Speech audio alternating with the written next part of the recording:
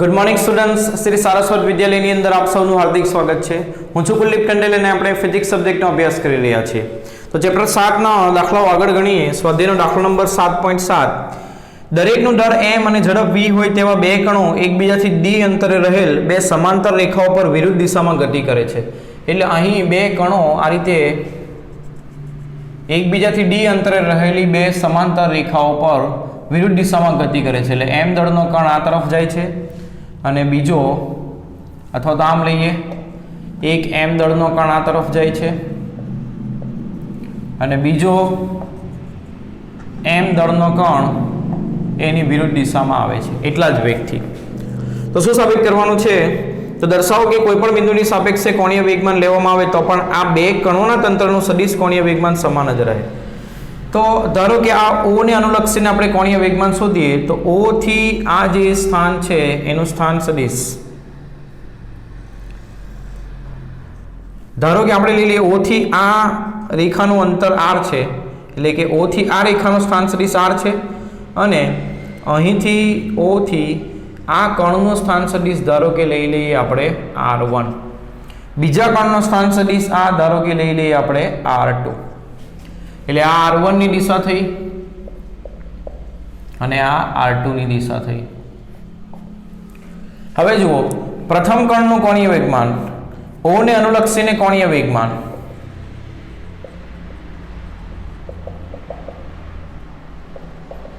શું થશે? તો બંનેના કોણીય વેગમાનનો સદિશ સરવાળો થશે। બરાબર, તો પહેલાનું કોણીય વેગમાન શોધીએ, એનું મૂલ્ય લખીએ ફક્ત। તો કોણીય વેગમાન બરાબર શું થાય? રેખીય વેગમાનનું મૂલ્ય અને તેની ગતિની દિશાનું O થી અંતર। O થી આની ગતિની રેખાનું લંબ અંતર કેટલું થશે? આ થશે। આ કેટલું થાય? તો આ બે રેખા વચ્ચેનું અંતર d છે ને અહીંથી અહીં અંતર r છે, એટલે r પ્લસ d થશે। શું લખીએ? r plus d। બરાબર, બીજાનું કોણીય વેગમાન લખીએ તો એનું રેખીય વેગમાન દળ ગુણ્યા વેગ અને એની ગતિની રેખાનો, આ રેખા એની ગતિની છે, એ રેખાનો અહીંથી લંબ અંતર આ થશે, લંબ અંતર એટલે 90 ડિગ્રી પર આવેલું અંતર O થી, એટલે કેટલું થશે? r થશે। હવે બંનેની દિશા વિચારીએ તો r l ની દિશા શું થાય? r cross p। બરાબર, તો આનો સદિશ r ઉપર દિશામાં છે એટલે પહેલો અંગૂઠો આ દિશામાં, p v ની દિશામાં એટલે v આ દિશામાં, તો આ હથેળી મારી ક્યાં ગઈ? અંદર, એટલે અંદર તરફની દિશામાં આનું કોણીય વેગમાન આવશે। અને આનું કોણીય વેગમાન અંગૂઠો r ની દિશામાં, v ની દિશામાં આંગળીઓ, તો હથેળી ક્યાં આવી? બહાર, એટલે બહારની તરફ કોણીય વેગમાન, એટલે બંનેનું કોણીય વેગમાન પરસ્પર વિરુદ્ધ દિશામાં છે।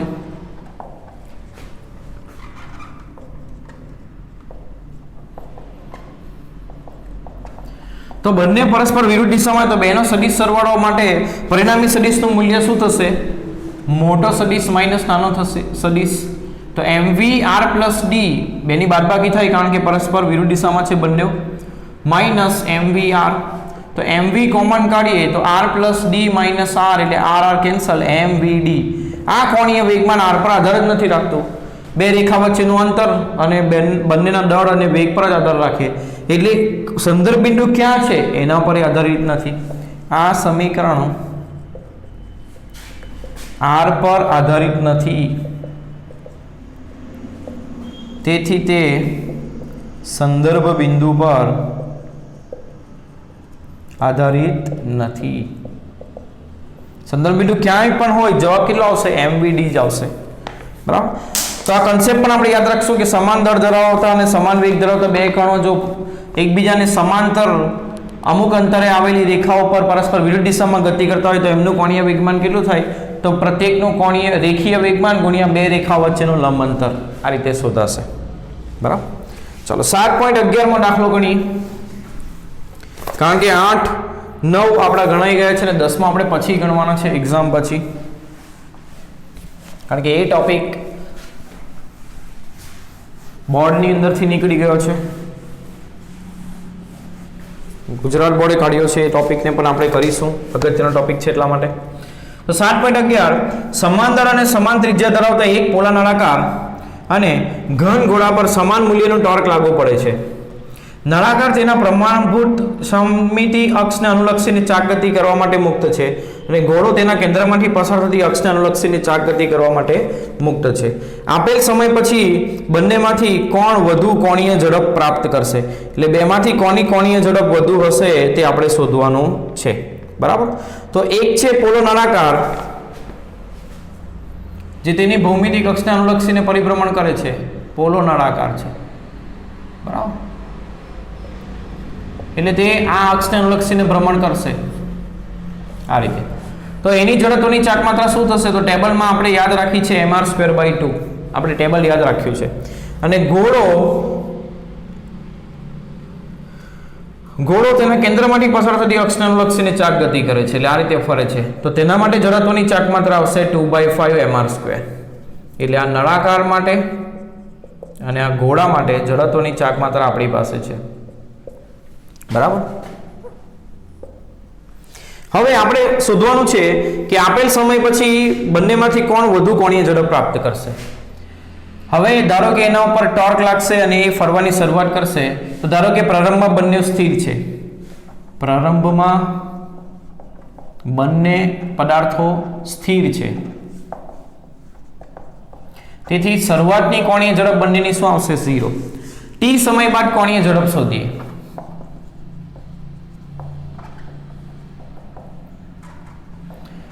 તો બંને ઉપર સમાન ટોર્ક લાગુ પાડવાનું છે. બરાબર. અને અચળ ટોર્ક લાગુ પાડશું તો અચળ કોણીય પ્રવેગ ઉત્પન્ન થશે. એટલે અચળ કોણીય પ્રવેગી ગતિના સમીકરણ વાપરી શકીએ. ઓમેગા બરાબર ω0 પ્લસ આલ્ફા ટી. ω0 0 છે એટલે 0 પ્લસ આલ્ફા ટી, એટલે ઓમેગા બરાબર આલ્ફા ટી આવ્યું. એટલે કોની કોણીય ઝડપ વધુ હશે એ શોધવા માટે આપણે આલ્ફા શોધવું પડશે. બરાબર. હવે ટોર્ક બરાબર શું થાય? I × alpha. તો આલ્ફા બરાબર શું થશે?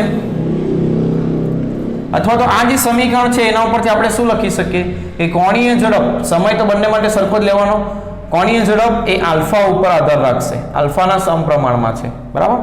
હવે પદાર્થ પર લાગતું ટોર્ક, દર પદાર્થ પર લાગતું ટોર્ક બરાબર I × આલ્ફા થાય. ટોર્ક બંનેમાં સમાન છે તો આલ્ફા બરાબર શું લખાશે?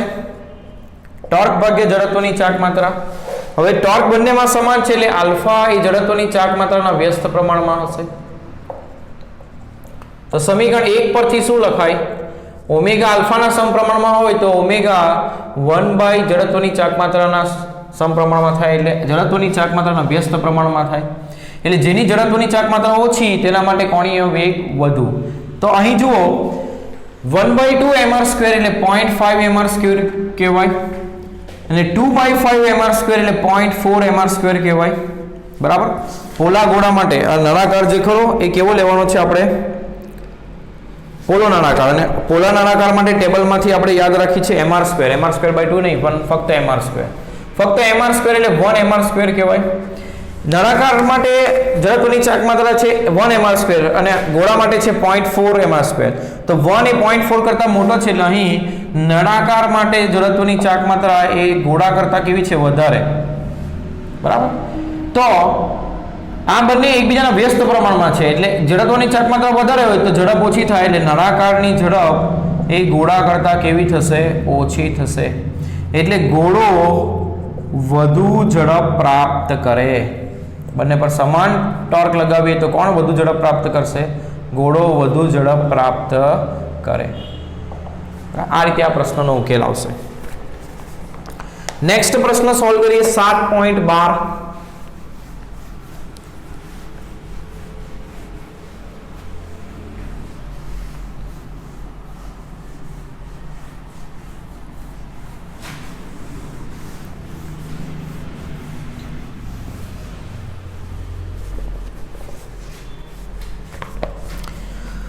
સાત 20 કિલોગ્રામ દળનો એક નક્કર નળાકાર તેની અક્ષને અનુલક્ષીને 100 રેડિયન પ્રતિ સેકન્ડ કોણીય ઝડપથી પરિભ્રમણ કરે છે.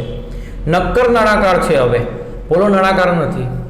તેની અક્ષને અનુલક્ષીને કોણીય ઝડપ કરે છે, કોણીય ગતિ કરે છે.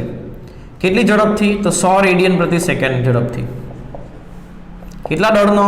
તો 20 કિલોગ્રામ દળનો. તેની ત્રિજ્યા કેટલી છે? 0.25 મીટર. આ નળાકારની ચાક ગતિ સાથે સંકળાયેલ ગતિ ઉર્જા કેટલી હશે?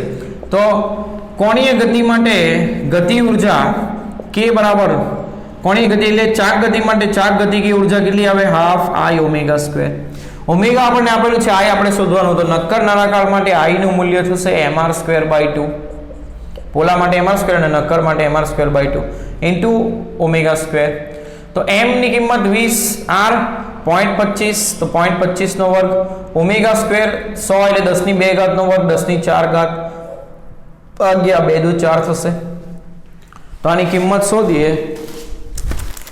તો 0.25 નો વર્ગ ગુણ્યા 20 ભાગ્યા 4 તો જવાબ આવશે 0.3125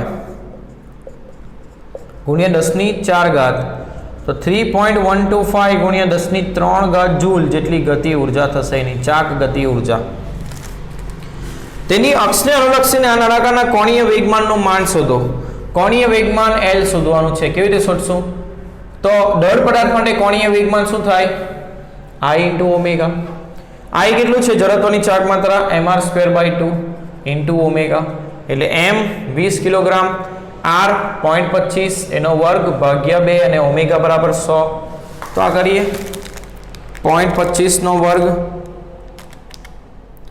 ગુણ્યા 100 ગુણ્યા 20 ભાગ્યા 2 તો જવાબ આવશે 62.5 કોણીય વેગમાનનો એકમ જૂલ સેકન્ડ અથવા કિલોગ્રામ મીટર સ્ક્વેર પ્રતિ સેકન્ડ આવું લખી શકો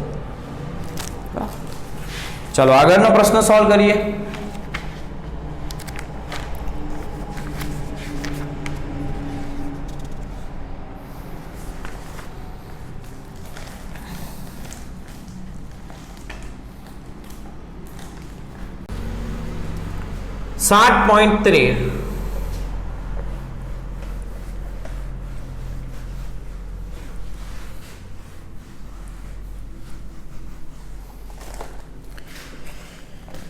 એક બાળક તેના બે હાથ પહોળા કરીને ટર્ન ટેબલના કેન્દ્ર પર ઊભો છે એટલે આ ટર્ન ટેબલ છે એટલે આમ ફરે છે એના કેન્દ્ર પર આ બાળક ઊભો છે અને બે હાથ ખુલ્લા કરીને ઊભો છે બરાબર ટર્ન ટેબલ એ 40 રિવોલ્યુશન પ્રતિ મિનિટની કોણીય ઝડપથી ગતિ કરે છે એટલે 40 રિવોલ્યુશન પ્રતિ મિનિટ એને રેડિયન પ્રતિ સેકન્ડમાં કેવી રીતે ફેરવું અત્યારે જો એક રિવોલ્યુશન બરાબર 2π રેડિયન અને 1 મિનિટ બરાબર 60 સેકન્ડ 0 0 કેન્સલ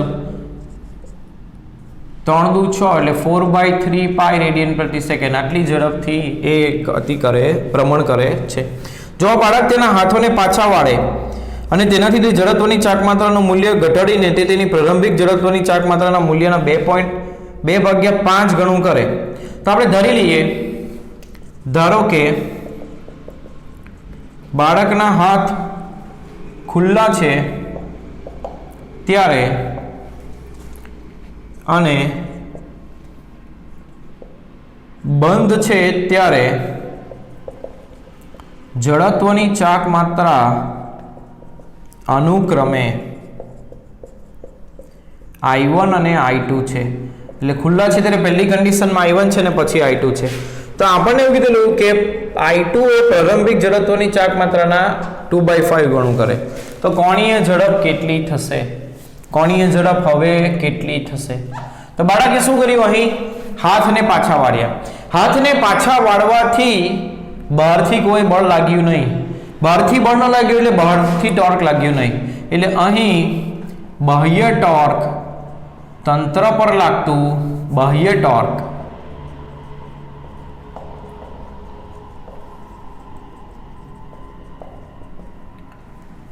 શૂન્ય છે તંત્ર પર લાગતું બાહ્ય ટોર્ક શૂન્ય છે તેથી તંત્રનું કોણીય વેગમાન કેવું રહે અચળ રહે એટલે તંત્રનું પ્રારંભિક કોણીય વેગમાન બરાબર અંતિમ અને કોણીય વેગમાન બરાબર શું થાય I ઓમેગા તો ઓમેગા 2 બરાબર શું થશે I1 omega 1 divide by I2 તો I1 ઓમેગા 1 કેટલું છે 4/3π અને I2 કેટલું છે 2/5 I1 કેન્સલ 5/2 4/3π એટલે 2 દુ 4 એટલે 5 દુ 10 10/3π એટલે આટલા રેડિયન પ્રતિ સેકન્ડ લખી શકો અથવા તો 3.14 ગુણ્યા 10 એટલે 31.4/3 31.4 ભાગ્યા 3 કરીએ તો જવાબ આવશે 10.466 તો 10.5 રેડિયન પ્રતિ સેકન્ડ આટલી કોણીય ઝડપ એની થશે।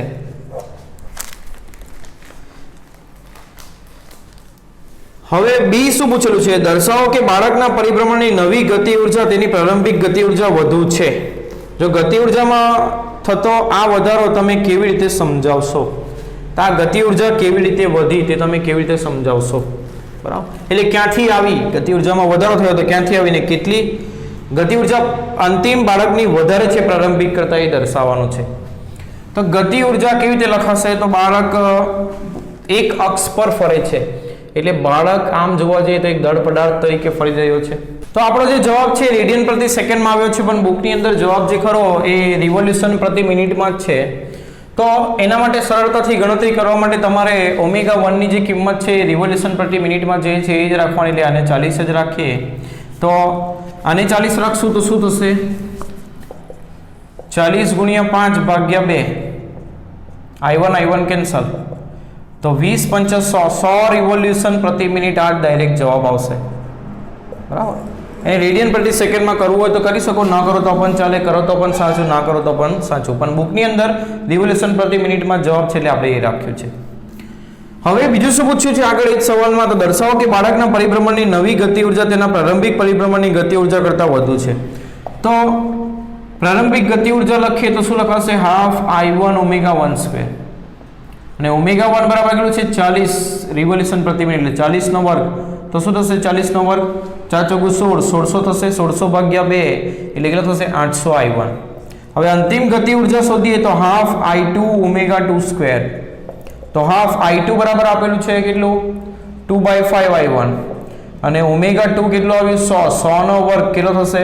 10000, 2 કેન્સલ, 10000 ભાગ્યા 5, અથવા તો એને આપણે 10 ગુણ્યા 10 ની 3 ઘાત લખીએ, 10 ની 4 ઘાત ને ભાગ્યા 5 એટલે 2 ગુણ્યા 10 ની 3 ઘાત એટલે 2000 I1। તો આ ગતિ ઉર્જા એક છે 800 I1, બીજી છે 2000 I1, એ શું બતાવે? તો કે અંતિમ ગતિ ઉર્જા એ પ્રારંભિક કરતા વધારે છે, આ સાબિત થયું। તો ક્યાંથી આવી એક ગતિ ઉર્જા? અહીં બહારથી તો કોઈ ટોર્ક ન લઈ ગયું એટલે બહારથી તો કોઈ ઉર્જા સપ્લાય નહીં થઈ, તો આ ઉર્જા ક્યાંથી આવી? તો બાળક પોતાના હાથને પાછા લેવા માટે જે કાર્ય કરશે તે કાર્ય એના ઉર્જામાં કન્વર્ટ થશે, એટલે બાળક હાથને સીધા કરવા જે કાર્ય કરશે તે ઉર્જામાં, તે તેની ચાક ગતિ ઉર્જામાં વધારો કરશે। બરાબર, ચાલો આગળનો પ્રશ્ન સોલ્વ કરીએ। પ્રશ્ન નંબર 7.14,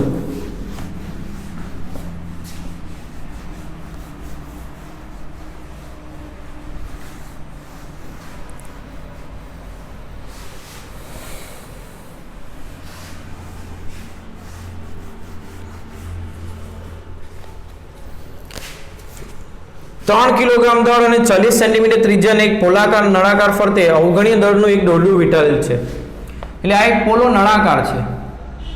અત્યારે આપણે આવો જ સેમ દાખલો ગણી ગયા ઉદાહરણની અંદર, એ એની સાથે તકતી વીંટાળેલી હતી, હવે દોરડું વીંટાળેલું છે આ રીતે। હવે આકૃતિ સમજાવવા માટે મેં તમને આવી દોરી છે, પણ અહીંથી કેવું દેખાય? એ આડછેદ હું દોરીશ એટલે આ પ્રકારનું દેખાશે, અને દોરી લટકાવેલી છે। દળ કેટલું છે? 3 કિલોગ્રામ, અને ત્રિજ્યા કેટલી છે? 40 સેન્ટીમીટર।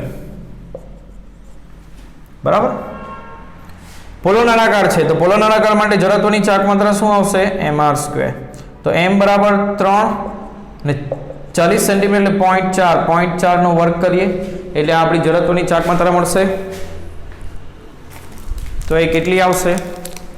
0.4 નો વર્ગ ગુણ્યા 3 કરો 0.48 કિલોગ્રામ મીટર સ્ક્વેર। પછી શું પૂછ્યું છે?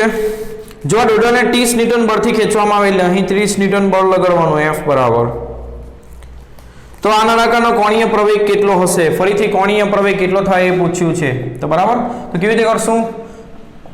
તો નળાકાર પર લાગતું ટોર્ક ગણીએ તો ટોર્ક કેટલું થશે?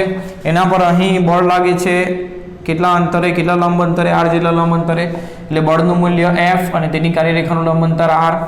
બળનું મૂલ્ય 30 ન્યૂટન અને r કેટલું થશે? એની ત્રિજ્યા કેટલી આપી છે? 0.4 મીટર.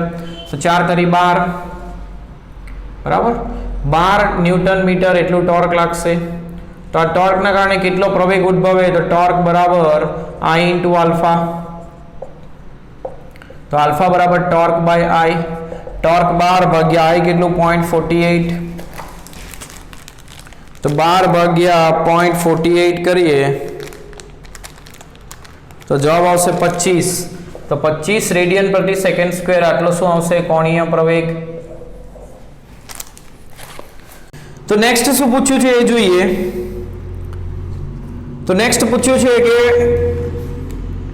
દોરડાનો રેખીય પ્રવેગ કેટલો હશે? દોરડાનો રેખીય પ્રવેગ કેટલો હશે? બરાબર, એટલે દોરડાને આ દિશામાં ખેંચીએ તો દોરડામાં રેખીય પ્રવેગ આટલું બળ લગાવે તો દોરડામાં રેખીય પ્રવેગ કેટલો ઉદ્ભવશે? કારણ કે દોરડું આમ નીચે તરફ ગતિ કરશે તો એનો રેખીય પ્રવેગ કેટલો ઉદ્ભવશે? તો રેખીય પ્રવેગ અને કોણીય પ્રવેગ. રેખીય પ્રવેગ દોરડાનો એટલે આ દિશામાં, આ કઈ દિશા થઈ? સ્પર્શકની દિશા એટલે સ્પર્શીય પ્રવેગ. તો સ્પર્શીય રેખીય પ્રવેગ અને કોણીય પ્રવેગ વચ્ચેનો સંબંધ એ બરાબર શું થાય? Alpha × r. આપણે જોઈ ગયા. તો એના ઉપરથી આ જે સ્પર્શીય પ્રવેગ છે એ જ કોને મળશે? દોરડાને મળશે. બરાબર, જ્યારે આ ભ્રમણ કરે છે ત્યારે એના બે પ્રવેગ આવે છે, આપણે જોયા હતા. રેખીય પ્રવેગના બે ઘટક આવે, એક સ્પર્શકની દિશામાં અને એક ત્રિજ્યાની દિશામાં. તો દોરડાની દિશામાં કયો ઘટક છે? સ્પર્શીય ઘટક. એટલે દોરડાનો પ્રવેગ એ સ્પર્શીય ઘટક જેટલો હશે. બરાબર, તો દોરડાનો પ્રવેગ, સ્પર્શીય ઘટક અને કોણીય પ્રવેગ વચ્ચેનો સંબંધ આલ્ફા × આલ્ફા બરાબર 25 આવ્યું અને r બરાબર 0.4 છે. તો 25 × 0.4 કરો એટલે 25 × 4 ભાગ્યા 10 એટલે 100 ભાગ્યા 10 એટલે 10 મીટર પ્રતિ સેકન્ડ સ્ક્વેર આટલો પ્રવેગ હશે કોની અંદર? દોરડાની અંદર. ચલો નેક્સ્ટ ગણતરી કરીએ.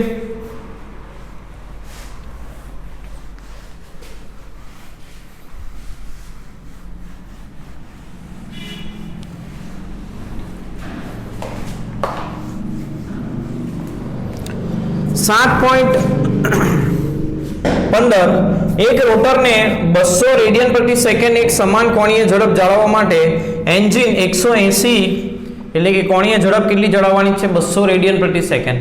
તેના માટે એન્જિન 180 ન્યૂટન મીટર ટોર્ક પ્રસ્થાપિત કરવું આવશ્યક છે. એટલે ટોર્ક કેટલું લગાવવું આવશ્યક છે?